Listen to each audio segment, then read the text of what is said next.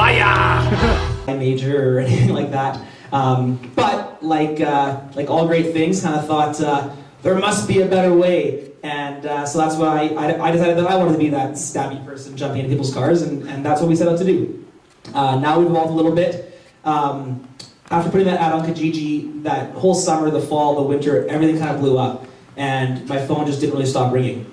And that's kind of when Bitcoin Solutions came about. Now this is not going to be a 20-minute Bitcoin Solutions promo, but it's important to kind of give some validity about who we are in this space and how we work in this space in order to let me talk up here for the next few minutes about Bitcoin ATMs. So we've been around since 2013.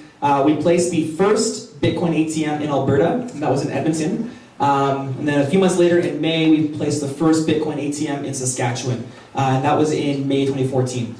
So 2014, early in mid-2014 is kind of when Alberta, Saskatchewan got their first ATMs, and that was us. Now we have over 20 across Alberta and Saskatchewan, and our mission statement has kind of always been to make Bitcoin accessible and understood. Obviously, the accessibility comes with the ATMs, and that's been crucial in how we survive. And then understandability is basically, I think, necessary for the entire crypto space. I think it's so important that people understand how to and when to use Bitcoin, and that's kind of how we set out to work. Over the last 5 years, our user base has obviously grown exponentially. It's been wild to see all the attractions to the space, and now we're seeing people using the word blockchain as this buzzword. I remember the iced tea company that put blockchain in their name, and their stock price dropped like 180% or whatever it was. So it's been very exciting. But most importantly, these machines is kind of where our focus has been, and it's been pretty cool to see them expand over the last few years, and we're excited to see kind of where they're going.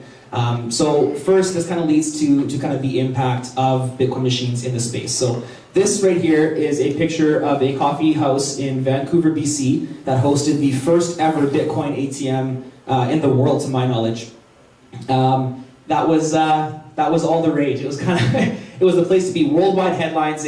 People didn't really know what Bitcoin was, but it was pretty cool that you could buy it here here in Canada, in Vancouver, and it kind of took people by surprise. I think it was kind of like Bitcoin had never really hit the mainstream, short of a few minor lapses, and then now here it was, and it was here in the physical presence. 5 years later, in this day and age, I think there's 50 Bitcoin ATMs just in Calgary alone. So it definitely, if you're new to the space, it's tough to kind of identify what that meant to somebody being in the space, and just how cool that was to be able to buy it right in the flesh. At the time, Canada only had one exchange, and the onboarding time was painful to say the least. I remember trying to sign up for my first CA Vertex account, and 3 to 4 months of waiting time, and no one calling you back, or no one emailing support, or whatever. But the good news was the banks hadn't really caught on to how awful Bitcoin is, and they weren't really cracking down. So once you got your verification in CA Vertex, 3-4 months later, you could then send them money, 10 to 15 days, and voila, your account was funded, you could buy Bitcoin. Trading was pretty easy. The user interface wasn't extraordinary, but you were able to buy, you were able to sell Bitcoin. And then over the course of the next year or so, there were 2 more exchanges that kind of popped up, and that was it. So in 2014, middle of 2014, there was kind of 3 prominent exchanges in Canada that allowed you to buy and sell Bitcoin. The need for Bitcoin ATMs is virtually irrelevant. There was 3, there was competition, there was no need to kind of identify a better way or whatever. But then the banking systems kind of caught on, and all of this was for naught. Funding your account became incredibly difficult. Any bank that caught on to using Bitcoin or crypto, both commercially or personally, they were halting payments. I've heard of some users claiming loss of funds and taking them months to get them back. I know I personally had a mortgage closed out with 8 days notice. I got a letter in the mail August long weekend that just said your mortgage is no longer valid.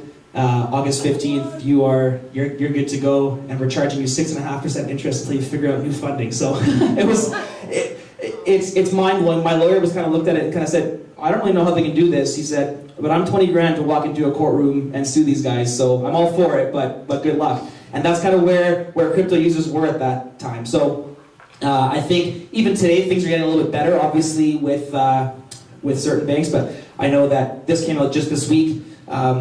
Canada's leading, biggest, highest volume exchange, regardless of the controversies and conspiracies that surround that exchange. They've kind of broken their silence about why it's been taking months for anyone to get their money out. They've had a major, one of the big 5 banks close or freeze their, a few tens of millions of dollars, which is significant. So, in a world where Bitcoin is no more legal than illegal, a world where our federal governments allow the banks to run monopolies, and buying and selling Bitcoin, it's still not very easy. So these poor girls here are wondering what we're going to do. The world is probably over, Bitcoin dead, and it's done. But lucky we have Bitcoin ATMs. So the benefits to Bitcoin ATMs is kind of the meat and potatoes of why anyone would use an ATM. Bitcoin ATMs, BTMs, BATMs, whatever term kind of you're using to describe them, they kind of make it easy to buy Bitcoin. At least that's what we set out to do with ours. So the accessibility to Bitcoin is absolutely crucial, but also the accessibility to use Bitcoin is crucial to this space. So these machines are programmed to take cash and then designed to follow the rules, but also give the customer the ability to legally purchase something with Canadian dollars. No need to upload your private content online, no need to send in your Equifax data, which is terrifying in itself. You're able to just go there with a mitt full of cash and buy Bitcoin, just like the good old days, just like how it should be. And the key to these machines was speed and convenience. 3 easy steps, you got your coins, and it is, and I believe it still is today, the only way to guarantee that you get your coins instantly. The second you send your money or send your cash. But not all sunshine and rainbows. ATMs quite literally have their price. Quick Google search here, you can kind of see the average transaction worldwide costs 8.93%. I'm proud to say we're a little bit lower than that. But we do charge a fee. Brokers like myself, we charge a convenience fee, kind of like when you're at the casino and you know that next pull is going to get you the jackpot, so you go to the ATM, you pay your $4, take your 100 out. It's kind of that idea. It's a convenience fee. So the main and primary drawback to an ATM is their price. But typically the market price of a Bitcoin, we mark it up by a percentage, and then very similar to a gold broker or to a currency exchange broker, we then kind of just charge that markup. The other kind of drawback to these ATMs is that you couldn't kind of do it with no pants on. And that was kind of my favorite thing to talk about when people were asking me about Bitcoin. People were kind of wondering why I got into Bitcoin. I would always say that I could spend money without pants on, and that's my dream. Pants are kind of irrelevant in my world, anyways. And anytime you can kind of do things from your house is kind of where you should be. Either way, kind of on a more serious note, the direct comparison and drawback to an ATM versus an online exchange is the fact that you're not secure. And by not secure, I mean you are susceptible to your own lack of knowledge, I guess. So when you're using a Bitcoin machine, even though it is a third party, it is strictly a robot that is controlled or that is programmed to send cash or send Bitcoin wherever you scan or whichever QR code you scan. There's no waiting time. There's no kind of safety measures in place, and because of that, we've seen CRA scams and now more recently Epcor scams. People calling our users and our poor customers and saying, hey, you owe us money, go to the Bitcoin machine or the CRA or we're going to come arrest you right now. And people do. And it's difficult for us to be put in that position simply because we do facilitate that transaction, not out of our own will to facilitate that transaction, but because we and our machines are programmed to facilitate buying Bitcoin. And these programmers or these scammers know that, and they take advantage of people that way. So, unfortunately, like most exchanges, you either have to have a two-factor on, or there's some kind of waiting period in order to sell Bitcoin, or in order to receive Bitcoin, or to withdraw Bitcoin, and that allows some time for common sense to kind of stick in. And with our machines, because they're so damn easy to use and so fast and so convenient, there's none of that. So this kind of draws the big question about why anyone would want to use a Bitcoin ATM. You gotta put pants on, you gotta brush your teeth before you leave the house. But there are some advantages. And exchanges, they're very, very good if you're not in a rush for your coins. So exchanges can be kind of slow. You're comfortable to the fact that banks might freeze your assets and shut your account down at any time. Now this, again, is getting better, and I don't mean to ram my woes with the bank down your throat, but it still happens today. There have been users that I've talked to that their bank accounts strictly get closed because they saw Quadriga CX on their banking statement or something like that, which is shocker. You can also probably ask your early adopter friends what happened to all their funds in Mt. Gox. You're quite literally at the mercy of the exchange. Now I'm not here to bash the exchanges, just like I wasn't bashing ATMs previously. Exchanges oftentimes, they have a fiat deposit waiting time and crypto withdrawal wait times, which as I mentioned can be good, but in my opinion, if you know what you're doing, if you're in Bitcoin, then you should always be able to have your coins snap instantly. And I think instantly is kind of the key to this. So a transaction done at a machine can be done in 30 seconds or less. Now, obviously you have to drive there and park and stuff. So it's not a true 30 seconds, but the actual communication with the machine is done within 30 seconds or less, which is obviously significantly faster than any exchange. We obviously heard Mike talk about from ATB yesterday how innovative they are and how ATB is doing great things in the blockchain space, and that's true. And I was hoping he'd be here today, as I wasn't talking about him behind his back. But ATB, they have certain crypto groups that allow people to bank there, but still, even ATB today will not allow me to have a bank account at ATB. Mike and I, we've met plenty of times. We've ate dinner together. He has one of these beautiful shirts. I'm not sure if he wears it or not, but he should. But ATB, his business does not allow my business to operate. They don't facilitate that. And call it what you will, we have a beautiful AML KYC policy. Everything's all polished up, but it doesn't work. And that's just the state of crypto banking today. Personally, I think we're lucky to have Mike, and personally, I think we're lucky to have ATB kind of doing those things in the space. But you'll notice none of the big five. We're not seeing this sponsored by CBC or by CIBC or TD Canada Trust. That's because back to Quadriga's woes right now. We're not in a crypto-friendly banking space. And then lastly, this third point is arguably the most important point, but it can be confusing. And that is that the Bitcoin itself is not as valuable as the keys that protect those coins. And that was kind of like what the real guy, what Jake was saying earlier. This is kind of a comic strip, and it kind of tries to use comedic relief. So just kind of take a second to read that. You can kind of see this guy's. I like to think he's an early Bitcoin adopter buying a Lambo after it went to the moon there, and the salesman you can kind of see in the second clip saying like, "Hey man, you got to register your car. You need the keys," and this guy just walks away. No, don't need that. I own it. I got it. It's on paper. It's mine. It's all good. And you have to wonder, what is it worth? What is a Bitcoin worth if you don't own the keys? If they're not in your possession? After you buy Bitcoin on an exchange, and an easy example here to use is Coinbase. You have, if you were to buy coins on Coinbase, you would very truthfully say that you own Bitcoin and that you're a rock star and you got in and you're gonna go pick out your Lambo color, but you don't. Bitcoin is still controlled and still owned by Coinbase. You have to request Coinbase that they release the coins, and then once your request is granted, then you get those coins released to you. So even though you bought Bitcoin, your money was sitting in Coinbase, your money was then traded for Bitcoin, you don't actually have access to those coins unless the exchange tells you that you can withdraw them. And that's an issue in comparison to maybe a Bitcoin ATM, where you're able to just simply cash in, Bitcoin out, snap instantly, 30 seconds or less. And that's kind of the benefit of a Bitcoin ATM over an exchange. Both, of course, have their benefits and have their negatives. But in this day and age, you absolutely cannot stress enough how important it is to hold your own keys. And holding Bitcoin, personally, is always the best way to do so.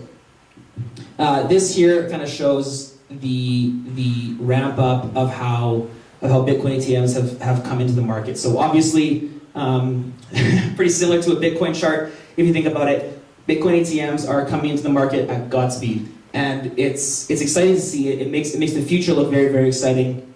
With machines popping up all over the world, it allows us to kind of explore the countless possibilities, and I've kind of highlighted a few of those today, but real-world applications already happening, like remittance, are made better, and then we're going to try and go through a scenario where ID verifications or bill payments might be possible through one of these machines and in cash. So we have our 2020 Bitcoin ATM here, and we're going to talk kind of first about ID. So first things to assume first, obviously these are scenarios. We have to assume that these machines are seen as legitimate, both federally and in the banking system and what have you. But we also have to assume that institutions like the banks are comfortable with the blockchain.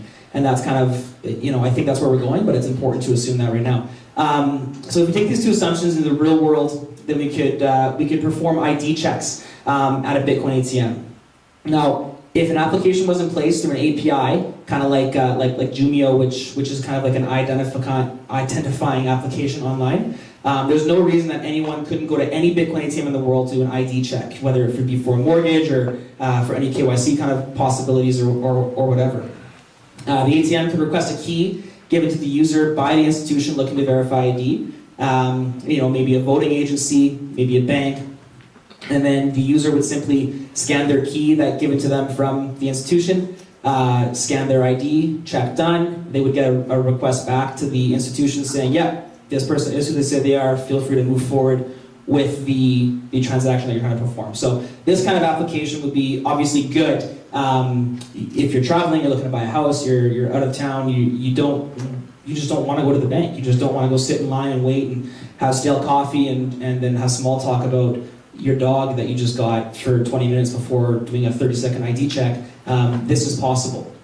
And then next kind of an obvious one is bills payment. Or bill payments, and this is kind of using a scenario here is Bills. Bills is a startup out of Eastern Canada, which is awesome. And the guy running it, Francis, his integration into ATMs is absolutely crucial. It's a way to pay your bills. Like, right now, you can't pay your EPCOR bill in cash. You can't pay a CRA bill, a tax bill with cash or Bitcoin, contrary to what the scammers mentioned earlier might want you to think.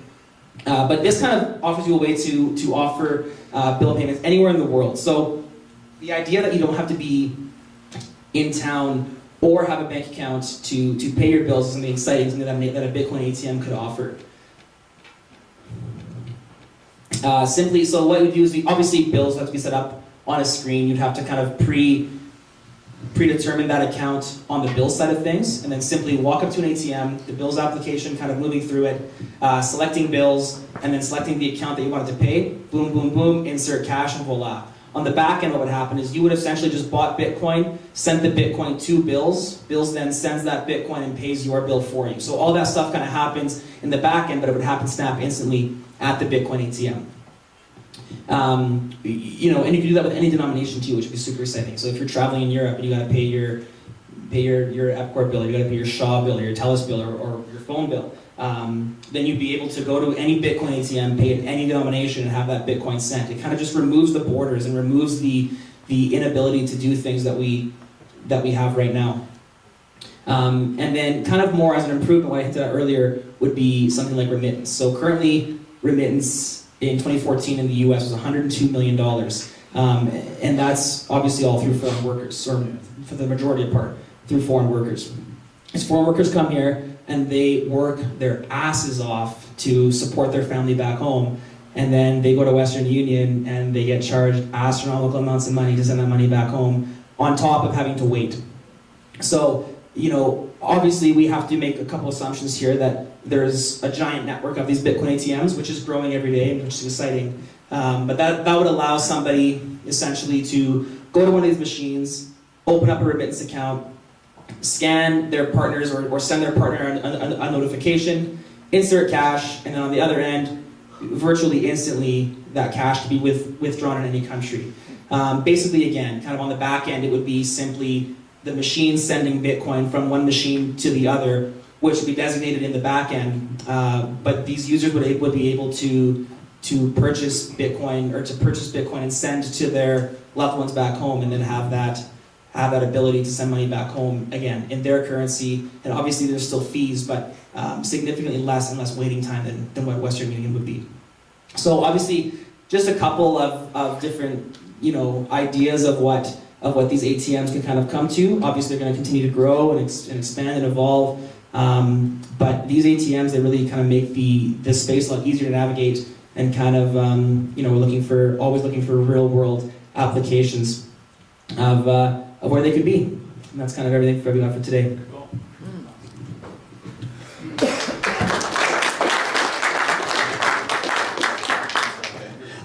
We're going to do some quick questions here. Maybe we'll get the screen up. I've got questions for Adam, given that we worked together and everything. So, I've got plenty to ask. So I don't know if there's anybody back there that can... I have a question. Yeah, go ahead. I just have a question because you brought my home country, Egypt. I never thought to come to a Bitcoin and Egypt will rank second. Sorry? Guess the last graph. Can you guess the last graph? Oh, the graph, yeah. Yeah, I love Egypt there. I'm from Egypt, so nice. I love it there, okay? There's a question. There you go. I can't see... It's the orange, it's a 14,000. Yeah, it doesn't have to be a dollar value, but... No, it has down there. It's actually in the pie Right chart. here. It's 14,000.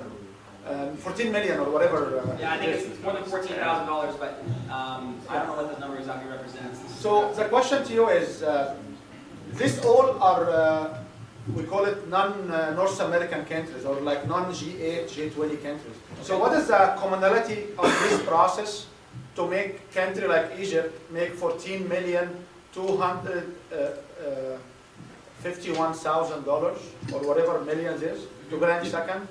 And we cannot do this here. Like, where are the barriers? I'm not sure I So barriers would be, I guess, just having enough Bitcoin ATMs in Egypt. The idea would be that it would be kind of a giant decentralized network of these Bitcoin machines, that a user here in North America would be able to go to any Bitcoin ATM in North America, insert $500 or $1,000 or whatever, and then through a remittance program that would be written, would then go and give the end user a notification, which they would go to a different Bitcoin machine in Egypt, for example, scan that user notification, and then offer, and then cash would kind of come out of the machine, like Egyptian cash. Yeah, the other thing you can think about, because there are obviously countries where this kind of stuff is not as accessible, but that being said, you look at a country like perhaps Venezuela. Well, there's a peer-to-peer marketplace. So there's people in the street that recognize the value of the currency and what it can do above and beyond what their current currency is. And there's a market for that. Yeah, and the very realization that people are coming to is the fact that in the countries that actually have less accessibility, there's a premium. They're willing to pay more for it because it's more difficult to get. So technically, in sending Bitcoin home to Egypt, you're actually getting more bang for your buck, because if they know where to sell it, they're getting a massive premium over what you've already paid for it.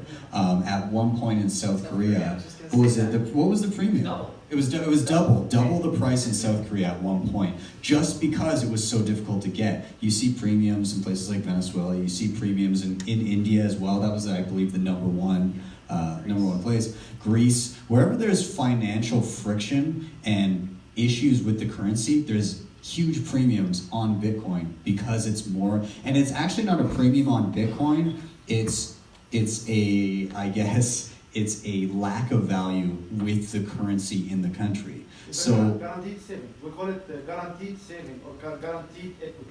Yes, absolutely. So yeah, I have a question for you. Is there anybody back there that can lift the screen? If not, I'll just keep going.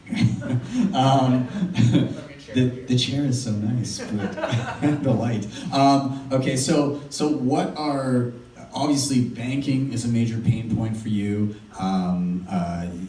Dealing with cash is difficult. I know this, you know this. We both worked in this kind of space for a few years now, and I got to see it firsthand with you, and like, it was always jumping through hoops trying to make it work.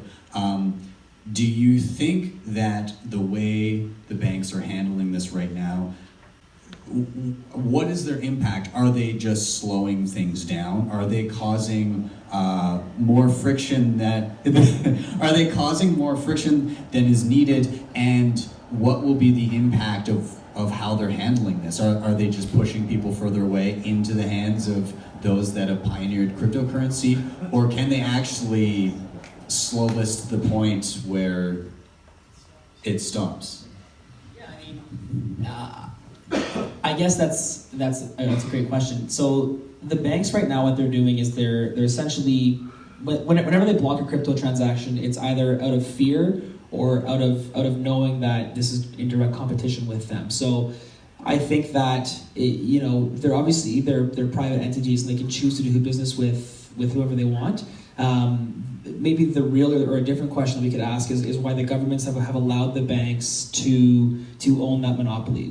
We rely on and we absolutely need the bank. You cannot buy a house in paper cash. You can't buy a car in cash. I went to go try and buy a little rally car in cash, and it was like, we got to give it to the cops for 10 days. We got to get it all. It's mind-blowing how cashless our society is. And lots of it's for convenience, and everyone says security, but it's no different. Like, we're all wearing thousands of dollars in clothing and our phones and everything. It's got nothing to do with security. It's just about a culture shift. So the fact that the governments have allowed the banks to kind of own that, and that we're so reliant on the banks, but yet they can pick and choose who we do business or who they do business with is kind of an issue. But in terms of the bank standpoint, I think the first bank to kind of catch on and to realize that cash is not evil, and that while it is used and it will always be used for negative things, it's not necessarily the end all be all of all bad things. And I think that once a bank kind of jumps aboard and says any and all crypto transactions are good to go, then it's a no-brainer that there's sort of flock there. But I think inevitably the banks kind of understand what's coming, and yeah, I think absolutely they're trying to slow things down. And I guess it's a little bit of blaming the medium for the crime, right? You're saying that because this money can be used for something bad, the money is bad. It's akin to saying that the US dollar is terrible because somebody was robbing a bank. Right, exactly. Look at the internet, which is and will always be the number one source for horrific child pornography and human trafficking, and we're on the internet right now. We're doing it. Everybody uses the internet hundreds of millions of times every single day, but the internet is simply a medium to do those things, not the bad thing itself. So I think speaking to that point as well, it's not. Yeah. And in a lot of these instances, you just see the most current iteration of the technology get blamed. Like right now, something bad happens, and perhaps the internet and electricity and I don't know, the internal combustion engine and Bitcoin were utilized in the committing of that crime. Guess which one is going to be mentioned the most currently? So I think it's a little bit of that. And I think maybe as other technologies come up, the fear and all of that will be shifted. But to speak to some of that as far as crime goes, you were talking about the CRA scams. I've seen a lot of that in some of my work as well. And it's unfortunate. I recognize that as a business, it's essentially like somebody coming in to a precious metals dealer and buying a brick of gold and then going out onto the street and handing it to a stranger and then trying to go back into the gold dealer and get their money back because they were scammed. The asset is already gone, and that's part of the thing that people don't understand when they do these, because it's a new technology. So what do you think can be done, and what kind of solutions can be done to help prevent things like these, and what have you seen in your experience that you think might mitigate the risk of this kind of stuff happening more often? Yeah, totally. So that's been kind of a huge talking point in our company, and how do we mitigate that, and how do we eliminate that? So what we've done right now is there's little buttons on our machines that ask. So there's kind of like our machines are set up with just kind of two buttons. I want cash or I want Bitcoin. And then underneath those, there's a big button that says, were you contacted by the CRA? And if you click that, a warning comes up and says, it's a scam, blah, blah, blah, and the machine is disabled for 1 minute. And the reason we've done that is because I've seen it on CCTV cams, and I've seen it, I've heard counts about it at the, some of the court cases that we've had to deal with because of this. People will sit there on the phone with these scammers, and the scammer will literally say, "Oh, did I say 2,000? I actually meant 3,000. So you better go get more money and put it in." And it's I don't mean to be desensitive or insensitive here, but it's wildly frustrating that you think the CRA would just snap and ask for 50% more, or that they would say, if you don't pay today, you're going to jail tonight. Like, the government does not move that fast. They would say, like, yeah, we'll come get you in like 5 years and at your previous address. Like, they don't know, the government can't work that fast. So it's super frustrating from that standpoint. But you feel bad. Like just this past week, we were in court. The police seized the funds in December, so here we are 10 months later, finally going through the process after 3 different court dates and costs and time. And I was heartbroken for this lady that sat there and she lost over $7,000. And I'm sitting there arguing why I deserve to get that money back, and she's sitting there arguing why she deserves to get money back. And the point that you made of the asset is gone. It's the equivalent of walking into Best Buy or a gold shop, getting a TV, mailing that TV, and then going to Best Buy and saying, "Hey, I gave this to the wrong person, can I have my money back?" Like, it doesn't work like that in the real world. But because of the new technology, because they didn't actually see or physically hand anybody anything other than me or our machines, the cash, they just think that we're to blame. And it's been, like, those CRA notices have been hindrance to the business, not because we're not taking illegitimate funds anymore, but because people look at that and think, "Oh, Bitcoin, bad, scam, not going to use it." And it's been tough. It's and part of the issue, I think, is education. Right now, people look at a Bitcoin ATM, and a lot of these people, what they're doing is they're contacting individuals. They're saying, "Listen, you owe back taxes. You're going to go to jail," or whatever, or a multitude of other things. They tend to prey on people that may not be technologically savvy. Maybe they're older. Maybe they're new to Canada and they don't understand how taxes work, and they don't know how advanced or not advanced it is. It's not advanced, just a hint.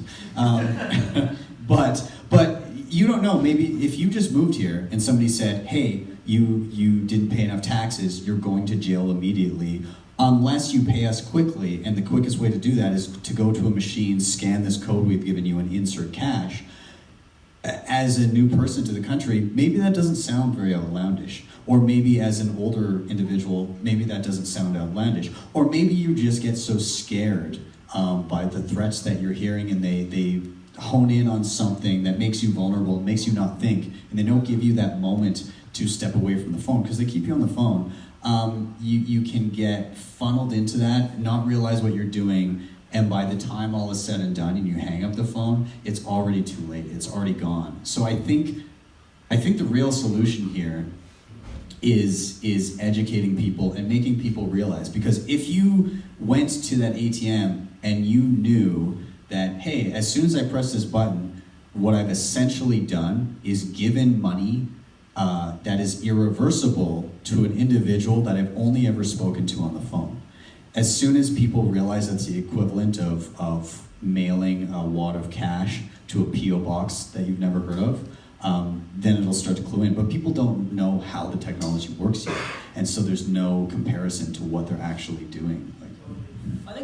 I think part of that too is as a society we have been groomed to not be our own makers. What I mean by that is anything we do in this world is through a centralized body and can be reversed. If you screw up on an e-transfer maybe that's a bad example, but if you screw up on any banking transaction, you can call the bank, within a certain period of time and have them reverse that. If you book the wrong flight on the wrong day, you can call them and have them reverse that. We've been trained to not believe things are done, and but things are done. But maybe with the exception of text messages. I know I've sent a few text messages, maybe that can't come back. The internet never dies. So when these people that aren't technologically savvy or that are new to Canada, they've been groomed and they've been conditioned to think, oh, well, that's fine. Somebody can look after this for me. I lost my, even back to just Bitcoin as a whole. Like, I lost my password or I lost my private key. Can you give it back to me? It's like, well, no, I didn't give you that private key. You made it, and then if you don't have it, then it's gone. Like your password, your keys, your seed, everything is so important to keep, and there's no one person that should be able to give that back to you, because if they can give it back to you, it means they can take it from you in the first place, and that's against everything that is Bitcoin. I think to kind of wrap this, I want to turn back to the positives that are achieved here, because obviously we've been talking about implications of people that are victimized by not understanding the technology yet, and we talk a lot about reversibility, but a lot of that stuff comes at a cost, and it may not be an immediately evident cost, but because your bank can reverse a fraudulent transaction, that comes at a general cost to everyone. So when somebody gets scammed and somebody's able to take money out of your bank account and they get their hands on the actual cash, the cash is irreversible, that's been taken out, and they're able to spend and buy goods and services with your money. Well, when the bank refunds you your money, that in essence is diluting the rest of everybody else's money. That money is coming from somewhere, and it's actually being kind of created into existence, and you're allowing these entities to create money that didn't exist before, whether it be a central bank just printing money, or whether it be a regular corporate bank lending it into existence. Your reliance on these other entities gives them certain permissions, and the permissions that you've given them, you don't see those fees right away most of the time. You see it over time. You see it when you go to buy groceries, and last year your card was just a little bit more full with the same amount of money. So you get impacted. You get impacted when you go out for dinner and you're like, oh wow, that's more expensive than I thought it was going to be. And you see those things over time, and it's a gradual whittling away of your purchasing power and your financial sovereignty. And I think that's what you're trying to get at here, and that's what you're trying to accomplish. Yeah, big time. I mean, Bitcoin, obviously, kind of what sparked my interest about it was the fact that there's no central body that can or cannot tell you what to do.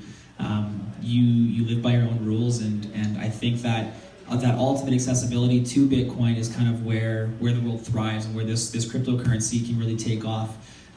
The idea that we have full control over our finances means, no reliance on 3 p.m. closures on Saturdays, and not having to wait in lines, or I don't know how many times I've tried to play, I don't know about you guys, but I can rack up a pretty good credit card bill, and you literally cannot pay the bill off in one chunk. You have to do it over a 24-hour period. It's like, how does that work, that I can't take out more than $1,000 at an ATM or like at a traditional cash ATM? Why is it that we have all these limits and all these stops in our system? And they say it's for our protection, but I think personally it's just guarding us down. It's making us more reliant on them.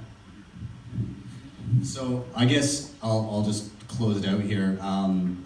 My name is Ben, and I am an uncle. So to quote Uncle Ben, I would say that with great power comes great responsibility. So yes. So I will close it out here. Adam, thank you so much for being here. Let's give him a big round of applause for coming.